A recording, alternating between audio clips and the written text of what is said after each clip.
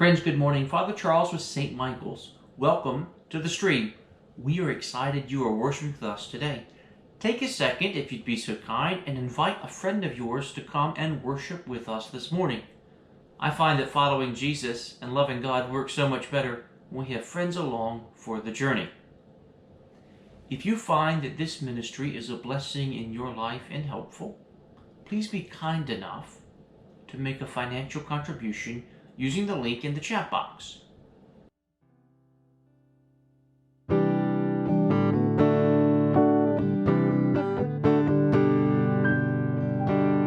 O worship the King, O glorious above, O gratefully sing His power and His love.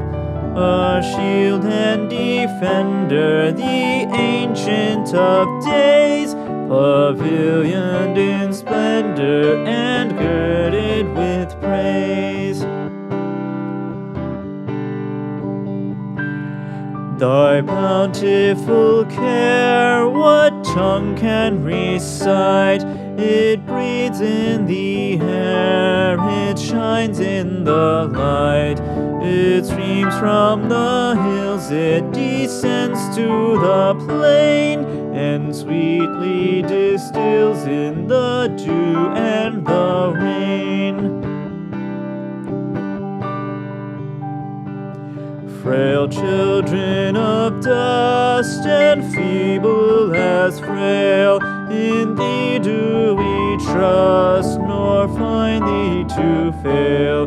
Thy mercies how tender, how firm to the end, our Maker, Defender, Redeemer, and Friend.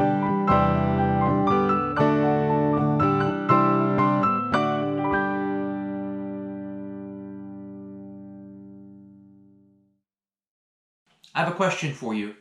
What is the one thing you will always have with you? It's you. For better or worse, you will always have you with you. You're inescapable from yourself. This may seem painfully obvious and not that important, but stay with me for a second here. The prophet Jeremiah tells us that the days are coming, declares the Lord, when I will make a new covenant with the people of Israel. I will not be like their old covenant I made with their ancestors. I will put my law in their hearts and in their minds. I will be their God, and they will be my people. But first, a story that illustrates why it matters that you always bring you with you. Now, I remember a friend of mine about a decade ago complaining mercilessly about living in Washington, D.C., and how terrible it was. I lived there at the same time, and to be fair, Washington, D.C. does have some terrible parts. Lots of traffic, lots of hot-tempered people, and everything is super expensive. The traffic, the hot-tempered people, the super expensive stuff were all terrible aspects of living there, but they weren't really his problem. But he was excited. He was going to be moving to Los Angeles, the city of angels, moving back home when they finished seminary, and everything was going to be different. Now, never mind you that Los Angeles has tons of traffic, tons of hot-tempered people, and everything is super expensive there. Everything was going to be fine and all right in the world because he was moving to Los Angeles.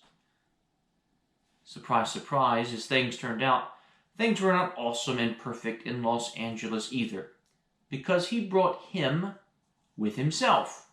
You always bring you with you. It's inescapable. It's why it's so important that Jeremiah tells us that the Lord, in sending Jesus, will write his covenant on our heart and in our minds. Because by writing the covenant, God's own love letter to us in our heart and in our minds, it becomes inescapable. God's love becomes something that we can't get away from.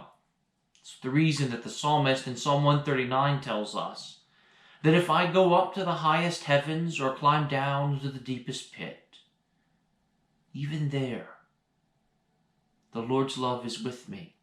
And if I go as far from east to west, or I make the grave my bed, even there, Jesus' love pursues me.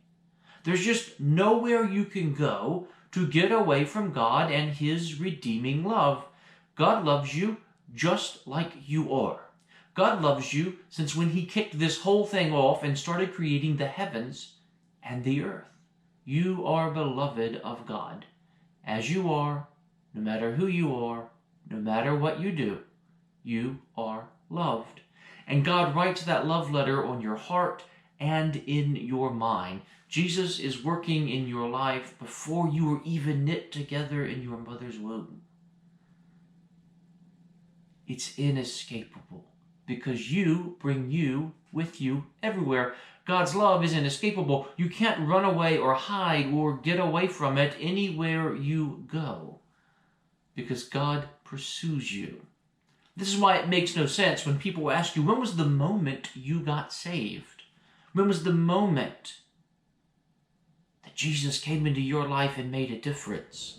Because there is no moment you can say when that happened or didn't happen. It has been happening since before time began when He chose to create you, and it is a process because getting saved is not something you get like you go down to Target and buy something. Getting saved is something that you are, something that you become.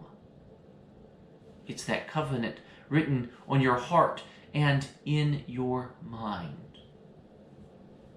You become friends with God. You become saints by spending time with God and by working on your life and making a commitment to Him. You become a saint. You become saved every day when you put your faith into action and start living life.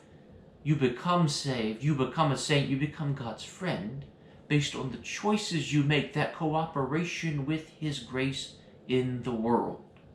There is no magic prayer you can say that's going to make you get saved, though we would certainly like to help connect you with Jesus Christ and make a commitment to Him today. Use the link in the chat box for that. But no matter who you are or where you are, you're going to bring you with you tomorrow. And God's message of love is already written on your heart and in your mind. So connect with us and let's start working on that together.